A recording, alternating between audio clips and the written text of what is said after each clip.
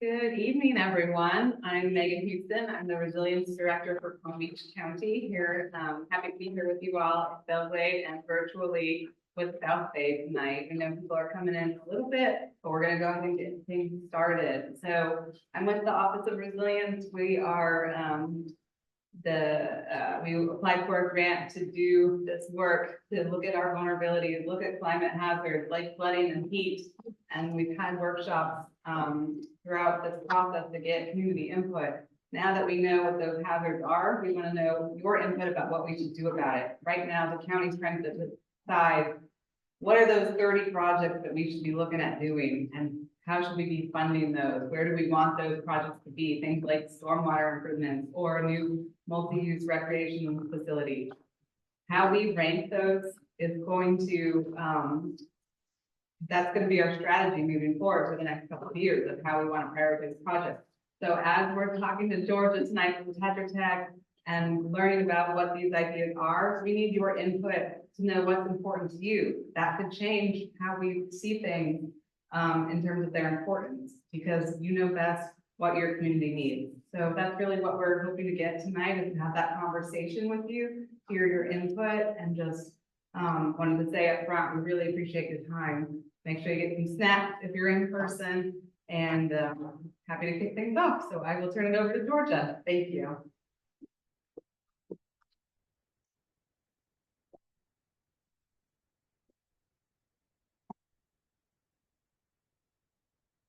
Good evening, everyone. Can you hear me okay? Okay, great. So thanks again for being here. We're here to talk about the next steps after our vulnerability or risk assessment that was completed. My name is Georgia Vince. I work with a company called Tetra Tech, and also with me today presenting will be Erin Deedy. She's with Erin DDPA. She has her own firm, and she's a lawyer and a land planner. So I'll give you a little bit of the project overview. We'll talk about the results of the climate risk assessment, the resiliency action plan that is under development, and then talk about next steps. We will be doing some interactive polling with you tonight, asking you questions. So have your cell phones handy, both here and online. You can do these surveys.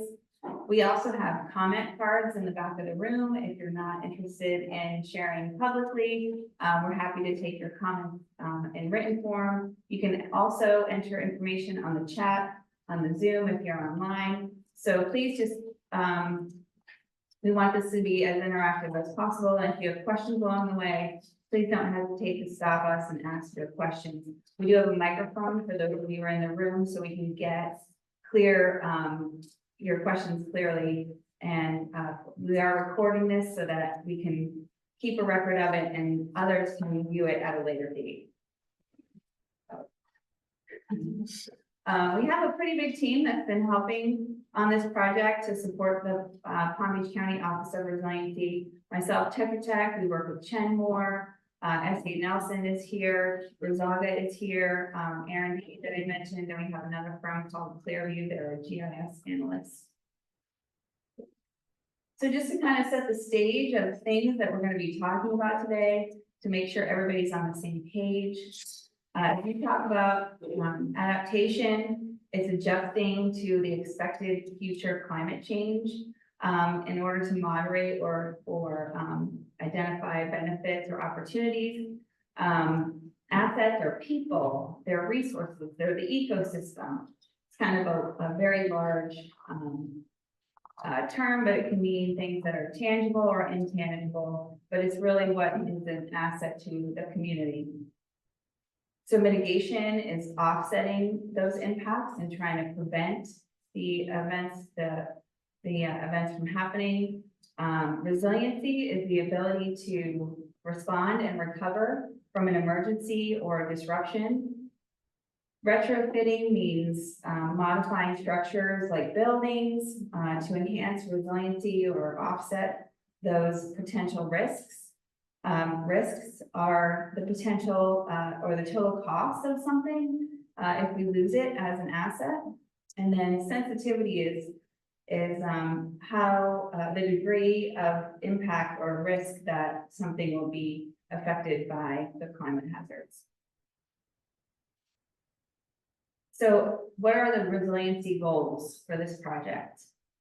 We really want to address the climate hazards that, such as flooding and heat, that are impacting the community and the county's assets. We want to improve the infrastructure resiliency, so reinforce and retrofit infrastructure to withstand these climate stressors. We want to ensure that when appropriate, we can deliver some environmental benefits, so green infrastructure, nature-based solutions, those type of things. We want to ensure equity and safeguard vulnerable populations, and making sure that everyone is equitably protected from these risks in the future. And then streamline implementation of the measures and operational efficiency. So we want to prioritize feasible and cost-effective adaptation solutions. So the project overview, we first identified geographic areas and critical assets at risk. That was through the vulnerability assessment that we completed last year. Was it last year? The 2024 Palm Beach County Climate Risk Assessment. So now we're in the adaptation planning stage. So we'll be developing these adaptation strategies and identifying projects to put into an implementation plan. So it's not just a plan that sits on the shelf. It's actually something that we're going to plan to do and implement. And that includes identifying opportunities for funding and cost share from grants from the state and federal government. And then implementing those strategies and projects and tracking the projects through the future. So a climate risk assessment, again, was the study that we completed last year. It looked at flood risk, heat, drought, wildfire, coastal erosion. And so we looked at all of these risks from expected changes in the climate in the future. And we included in that assessment not only unincorporated Palm Beach County, but these western municipalities here out in the Glades. We evaluated the potential impacts from heat, drought, storms, and wildfires, flooding and coastal erosion. And then we included in that the extent of future flooding from rainfall, from sea level rise, from storm surge, including compound flooding. We used local critical asset data, so we coordinated with the county and collected a bunch of data about what is actually out there, owned and maintained by the county and the municipalities. And we prioritize social equity and climate justice through project development. And then this is basically the foundation for what we're going to do next, which is the resiliency action plan. So the top climate hazards that were identified through the vulnerability assessment is coastal erosion, extreme heat, non-coastal and inland flooding, and then the flooding that's associated with sea level rise and storm surge. Through the vulnerability assessment, we identified 25 flooding hotspots throughout the county. There were several here, if you can see on the left-hand side of the map, several here in Pahokee, Belle Glade, and South Bay. So what do we mean by extreme heat? Well, it's a period of hotter or more humid temperatures. I think that we can all agree that we've been feeling the heat a little bit hotter here in South Florida. And you can just see by some of our graphics how the hotter pink colors show a higher temperature in the over 30-year period of record.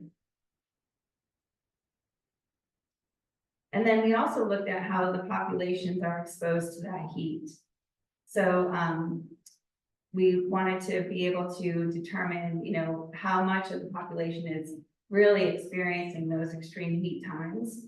And the graphic shows that West Palm Beach is experiencing the most, then Belle Glade, and South Bay, Jupiter and Pahokee. So we do get a lot of extreme heat days out here in the Glade. So the results identified the top assets of concern. So we really wanted to focus on or identified the need to focus on parks and natural areas, roads and bridges, water and wastewater infrastructure, government facilities, emergency response facilities, and utility and communication infrastructure. All right, you guys are already here in the room and online. We have our first survey for you. You can take your phone and put it up to the QR code, or if you go to your browser, you can type in menti.com. And the code, when you get to menti.com, is 5116-8169. And this will be a live poll for everyone here in Belle Glade, for those in South Bay, and for those folks on the phone. So as you all get logged in there, I'm going to go to the next slide, which has the questions.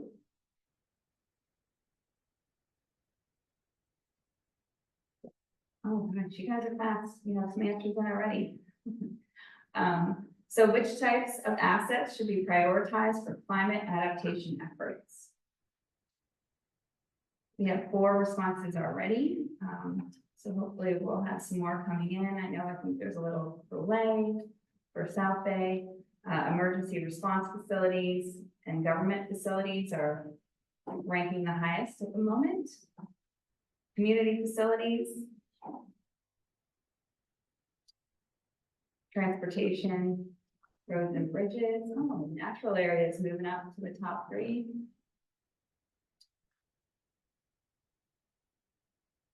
We have 8 responses so far.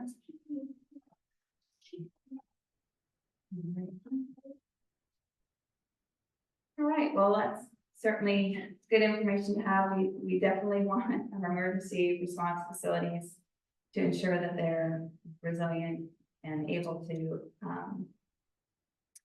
adapt to future weather events. All right, we got 9 now. All right, we'll have a couple more questions as we go through the presentation for you. Does anybody in the room have anything else they want to add? Something that's maybe not on the slide, or anybody in South Bay or on the phone, if you want to type in the chat something that isn't listed here, any of the assets that you use every day, Publix. I don't think what else that is.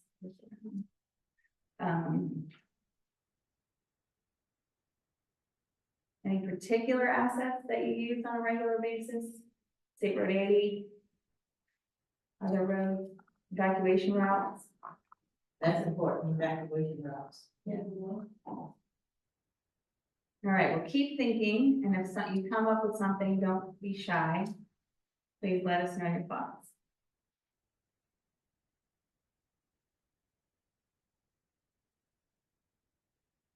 All right, I'm going to take a little break and turn this over to Erin to talk about the resiliency action plan and our next steps from here.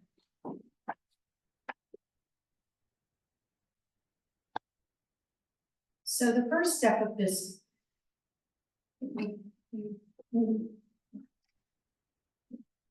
Testing. Okay. So the first step of this process was to collect all of this information about the different threats, the heat, the flooding, the different types of flooding. Here, it's inland flooding or potentially fears about the drainage that goes in or out of Lake Okeechobee. The next step is to figure out what to do about it, because what we're trying to do is make the community more resilient to these threats, these climate threats and stressors, with one of the primary ones being the flooding. So we are creating now what's called a resilience action plan. First was our study, our climate risk assessment. Now we have a plan of action about what to do about it. And a lot of that will include different policies or projects specifically to help alleviate some of those climate stressors. So that resilience assessment, that climate resilience assessment is helping us form this resilience action plan. So right now we are developing those strategies. We are developing what those potential projects are, and we're starting to prioritize them. We're coming up with a system to score those projects to help us prioritize it. So it's not just, what one person wants in one department. It's a cohesive and it's a very transparent process to help us prioritize those different actions. That action plan will help guide the county's decisions. It can help with budgeting decisions. I think you work for county roads and bridges facilities. So what we're hoping is that the departments will then collaborate on what those priorities can be for capital improvements for projects on down the line. You probably know this process very well, working with infrastructure at the county. But we created what Georgia talked about, the flooding hotspots. We know where the problem areas are. Now the question becomes what to do about it and how do we prioritize it? Because the resilience action plan at the end of this may seem like a mountain to climb and we need to take steps. And this is going to be something that gets implemented over years and helps the county kind of prioritize those actions and decisions moving forward. So we will have a section that will include individual project recommendations. For instance, this lift station is in an area that floods a lot, so we need to elevate the lift station. So we make sure that if there's a hurricane event or a rain event, that we don't lose our ability to move wastewater, to manage wastewater. That's obviously a really important one for water quality and quality of life. The same thing with roads. That usually is one that kind of falls to the top. Because we deal with evacuation routes, we need to pick up our kids from school and emergencies, we need to be able to get around our community. And so this will help us determine what roads to be potentially flood-proof when.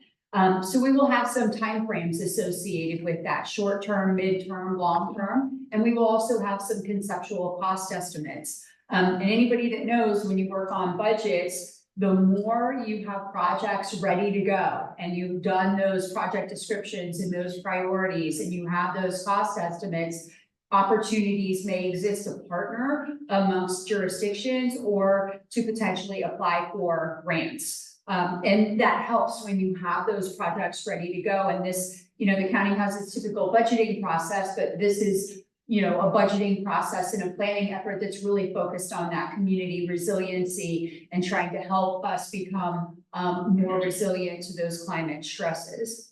We'll also assign county departments to lead certain elements of this. For instance, the planning and zoning department may want to take a lead on changing some of its land regulations, or we may need to change specifications for how we bid out contracts in the county for roads or bridges or stormwater. So knowing what those lead departments will be will help us with accountability with the plan's implementation. Funding sources is hard. And we know right now all you have to do is turn on the TV to know that things are ever fluctuating in terms of the availability of partnered funds or state funds or federal funds. So to the extent that we can look for other sources of dollars or rely on multiple sources of dollars to implement a project, that's a good thing as well. So what we will be doing is identifying, to the extent that there are multiple sources of funding for these projects, we want to list all of them so we can build pieces of a project with different funding sources. The last piece of this is really important because it's the readiness of the project to be able to fund it if an opportunity opens up in the county's budget or to go after a grant, is to have a real conceptual design or have the project really ready to go. And so for 30 of those key projects, Tetra Tech is working on the technical drawings and the technical information that would be ready to actually go in for permits and start turning dirt and getting ready to implement those projects should we get them funded. So we have another question on Menti. Now if you're on Menti, you saw this question already. How is your community impacted when critical assets are inaccessible due to a climate event? And that could be, a fire, that could be a flood. Again, most of this day is really talking about those flooding events, but it could be any type of stressor. More likely to experience property loss and damage. block roads, cut power, cut off access to water, wastewater service. Electricity is always one, that people talk about, are there backup generators, or there places where you can go and get supplies that are easily accessible to the community. Transportation, seems like a couple of people mentioned transportation. Anybody have any other ideas in the room? Like, what do you really rely upon if there's a storm event? What are the things that you really need and that you're hoping that there are ways that you can access that? Gas. Gas, that's a great one. That's absolutely, pardon? Better shelter. Better shelter or food and water. If there are emergency access points or distribution sites. We even saw some of that during COVID with like food distribution and water distribution. The better lodging too, Pardon? better lodging, for the people to go in, out the hurricane and stuff. Oh, right, lodging. Yeah, no, that's 100% right. Isolation, Isolation. because our main avenue, State Road 80, those power lines, like the last storm that came down, shut the roads down. We had to cut through cane fields and everywhere to get from over. Oh, there because the here. lines were down, you couldn't use the roads. The power lines go down and that's it. State Road 80 is basically our main access, so you had to find your way, navigate your way through to get back into town. Huh, that's something I hadn't thought about, is that relationship, but think about it, yeah, all the way out here, the lines are right there on They the were road. down right there at Conner Way, so you had to find, go down back roads, down 880, cut through other roads and stuff like that. Right, so it's not just localized power, it's power, the power is impeding your ability to get out and evacuate if you Or even, get resources into town. right, or get things into town. Those are all really good points. That is not something that I had thought about. Thank you. So these are the types of adaptation projects that we have been discussing with the different county departments. Shade structures, replacement and expansion, multi-purpose field house, a resilience hub, is something that has been talked about in the larger kind of emergency management community, which would be a hub that you could have some of that food and water distribution or help rehabilitate people and get them back on their feet in a place where they can come and, it's built to very high hurricane standards. It's not going to flood. It's not going to be impacted by wind events, but it's a place where you can come after an event. Hardened government and community facilities and constructing water play areas, which, is a good strategy for kids in the summer to be able to have them have some outside time, but actually get wet. My daughter's birthday is in the summer, so we always try to do a water event because it's hot. What else are you gonna do, So all of these types of community facilities all play into helping the community become more resilient to different types of flooding or heat-based events. Natural resources is one that we've talked a lot about. And one of the things that we did with this study was a tree canopy analysis to figure out where you have areas that don't have a lot of trees. Where you have those areas that don't have a lot of trees typically have higher heat associated with it because it's got less pervious surface where the water can be managed, or less trees help shade and create lower temperatures. So we know that addressing those areas in the tree canopy study and using that as a tool to help say this is where we need more tree planting absolutely is something that we can work into our planning efforts over time. Within the coastal areas, we talked about, mangrove island, beach stabilization, beach renourishment, that type of thing. But really in this area, the natural resources that we have, the park areas that we have, protecting those and expanding those is not only an amenity, but it's a resilient strategy at the same time. And then, the hard stuff, the infrastructure and utilities. Typically a community, when they want to really look at their drainage and where they have opportunities and challenges, they do a stormwater master plan. And especially in areas where you have more dense development and you have kind of that drainage system, And I know that there are grants available from the state for local communities, for cities and counties to do those stormwater master plans. So that would be an important thing, because then that tells you what your drainage priorities would be. Septic to sewer conversion, this was something that we actually heard in a public meeting last night. Areas that flood, the septic tanks are at risk. And so we want to make sure that where we can convert over to centralized wastewater, that we've done that. I already mentioned lift station rehabilitation. That's something that's really important to the county, because the county owns and manages and maintains a lot of lift stations throughout the county, and that helps manage your wastewater system. So you want to make sure in areas of flood risk that those lift stations don't stop operating, because then the wastewater can't be conveyed around the system. And so all of these types of utilities and improvements are things that we are talking about as part of the priority projects in the plan. Got another nosy question. Okay, so this is where you get to tell us what you would like to see as your priority for your community.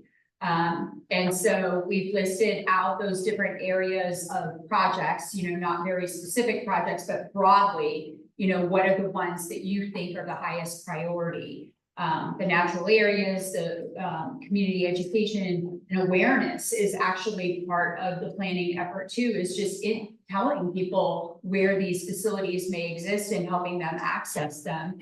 The tree canopy and the green space we talked about, stormwater system improvements, elevating and retrofitting assets, meaning that we're lifting them up to bring them out of the floodplain so they're not impacted during those flood events. But this is where we hear from you about what those priorities are. We think we know what the priorities are based on conversations that we've had with the different city departments, and we continue to refine and take feedback from county staff on those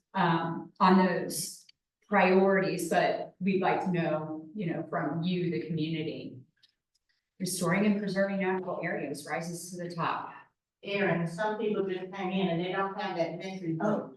Oh, The code is at the top of the screen. is it? Yeah. Okay, so if you go to menti, menti.com, and you type in that code 5116-8169, then you'll go right to this survey question.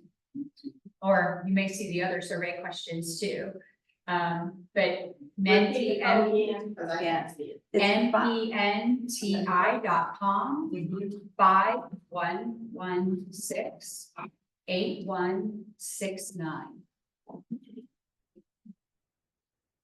And this one, I think you just kind of click on it and it'll tell you what ranks in the 1 through 7. And then you can see as you input it, how it kind of changes and averages what the input is.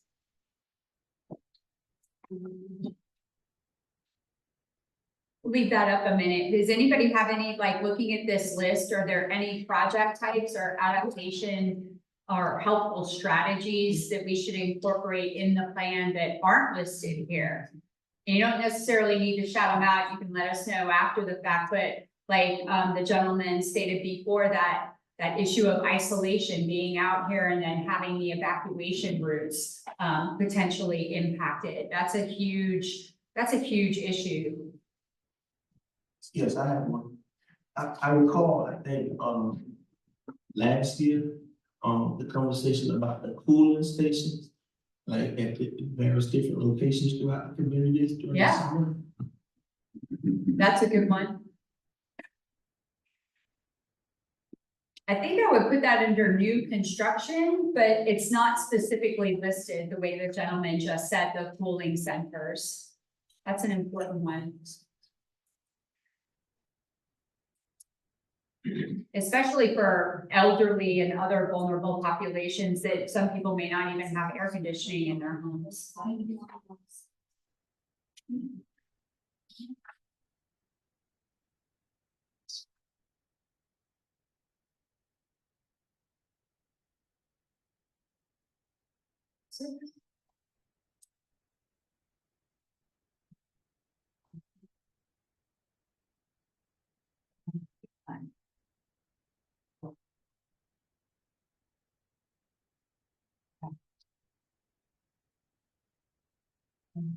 Anybody else need help with the Menti?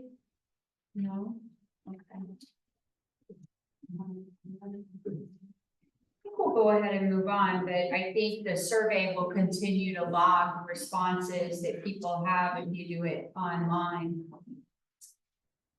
So I'm gonna turn it over to Georgia, but, now that we have, done our climate risk assessment and we know how we're vulnerable and where we're vulnerable. Now we have developed this list of projects and priorities that we're seeking feedback on. We are, again, trying to figure out how to climb that mountain and prioritize what to do in that short, mid, and longer term. And right now, this is how the different project prioritization is shaking out. In terms of those projects that directly address the climate hazards, improve our infrastructure resiliency, deliver environmental benefits, make sure that we deal with equity, like that isolation issue that the gentleman had raised would be one of those that fall within the equity, and then streamlining the implementation of the measures for operational efficiency. So I'm going to turn it back over to George. Yeah, so this is really just a snapshot of how we're planning to prioritize these projects. There are a lot of different ways we can look at things and score them and rate them and put them in order. So it's really important, not just today, but, as we continue down this road, we're hoping to wrap this up close to the end of the year. So please continue to communicate with us about what priorities you have here in the Glades, and we're open to all recommendations, questions, comments. So we do have 2 more workshops. If you're interested in attending another one, maybe you came late and want to see this show from the beginning. We have Cahokie next Tuesday, and then we have unincorporated West Palm Beach on Thursday. And again, we'll be having snacks and drinks for you. And if QR codes are here, I can turn back to them if you're interested in attending. So again, we really hope to have a draft of the plan by July of this year. And we'll be again coming out with our projects, explaining what the prioritized projects are and how they were prioritized. And then again, looking for more input and feedback from the community. We hope to finish up by December, and that plan again will be an actionable plan with an implementation timeline. And so the intent is that we'll be tracking those projects as they are implemented to measure the success of the plan. So again, the next steps, we're going to prioritize the projects, draft the resiliency action plan, come back for some more public engagement with you folks, and then we'll finalize and publish that final resiliency action plan. I think that's it for me today. We can make discussions. We have some posters around the room. Questions? Yes, sir. Erica? Do y'all have walking in my son vice mayor for the city of Belle Glade, do y'all have a study or track necessarily when we get average rate, how much it affects our lift stations out here? Because I know some of our areas, some of our lift stations need to be retrofitted. And I've seen like even after it rains like normal, I consider normal summer rain, some of our lift stations out here struggle pumping out water for a couple of days. The drainage is real bad. So that's my question. Do y'all track that, or do Palm Beach County water utilities that y'all know? So we, the assessment that we did was a flooding assessment, including the communities out here in the Glades. And we did identify at least 8 that are currently being impacted by flooding. And so we have worked with the water utilities department to you know, to work with them to try and prioritize those. And, you know, obviously, I think they gave me a list of 1,000 stations, so we had to pare it down a little. But we are working with the water utilities department on the lift stations. Did you want to add anything to that, Megan? Or are you good? I was gonna say, I think it's helpful to go back to that slide showing those projects too, right? From the different categories. Excuse me. I keep you saying assessment that you guys did, the assessment that you all did, any city official, anybody from the Glades involved in this assessment? Was just something that you guys did, I'm just curious. Yes, actually, we had 2 community meetings out here previously, and we had some specific, community members, what do we call that, the steering committee?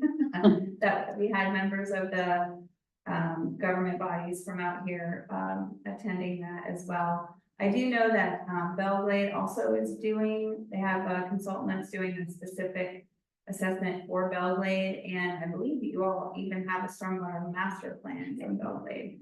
So you guys are, you know, have your own assessments going on, and so we've been coordinating a little bit with your folks as well. Yeah, just to continue on that, I mean, the lists that you're seeing are generic categories for what input has been provided from those officials from that steering committee, right? So behind each of these bullets is the 1,000 lift stations that WUD has submitted, and 8 of them are maybe making it onto this short list, or, you know, the municipality has raised drainage as a high concern. So as you're going, you know, as these things are in front of you, having that community input right now, if you're saying, well, you know, yeah, the lift stations, that's really good insight, but also, you know, like it floods in my kid's school and I can't get that, like things like that. That's the intel we're looking for too. In addition to that subject matter expertise and, you know, the official from the municipal official perspective.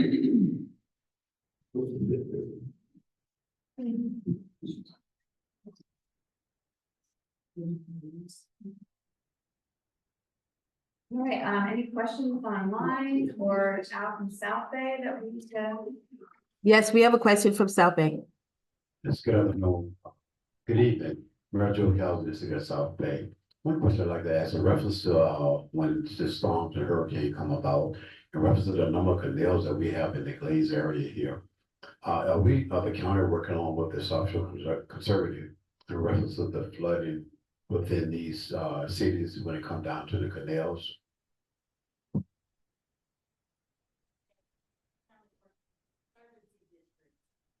The cities, when it comes down to flooding in the canals when they have significant rainfall. Just to clarify, the ag conservancy, agriculture? All of the, 298s. 298, yeah, yes. So the 298s work with South Florida Water Management District. And those are that's the entity that does regulate the canals and the levels allowed and operated in the canals. The district has, the Water Management District does have a lot of communication with the 298 districts, and they are always looking to ensure that they are protecting the community from flooding events. So they're really the big water managers that we have. We always communicate with them, but it's important that the local communities also communicate with them. Thank you. Thank you. Yes, Steve Wilson, City of Belle Glade, Mayor. First of all, thank you all for what you do to advocate on our behalf. We do have our stormwater master plan. It costs a lot, which we would have knew earlier, but it is what it is. But there are a lot of other moving parts that we need to be involved with and get some help with. Infrastructure is big out here because you're not going to attract anybody unless you have your infrastructure in place, you know, the pipes and things. Only question I have is that you guys going to conclude at what point? You have 2 more meetings. At what point will we know the final result? What time frame? Closer to the end of this year. by the end of the year. Yeah, we're gonna have a draft in July. That's our target. Draft with the project list and the prioritized project list is for July. And we'll continue to coordinate with the community and get some more feedback and input from you all. And we'll publish the final in December. So that final layout will be shared with the community abroad like we're doing now? Yeah. Is that the case? When do you come, what is the timeline again, Georgia, to come back down to the community? So we will be, well, we haven't scheduled those yet. Okay. Sometime between July and December, but likely, August, September timeframe.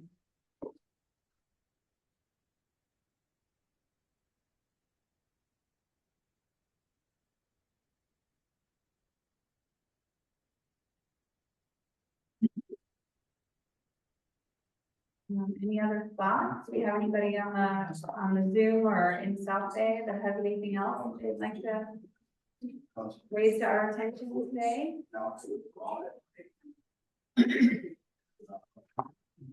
Sophia, any further questions? No, we're good here. Well, we certainly really appreciate you all being here. I know this, your time is precious and we appreciate your input and feedback. Again, we have comment cards in the back. If you'd like to leave any specific comments, we will be sticking around after the presentation to continue the conversation with you all. We do have some posters around the room that we can discuss with you, some of the results from your vulnerability assessment. And so again, thank you so much for being here today. We appreciate it.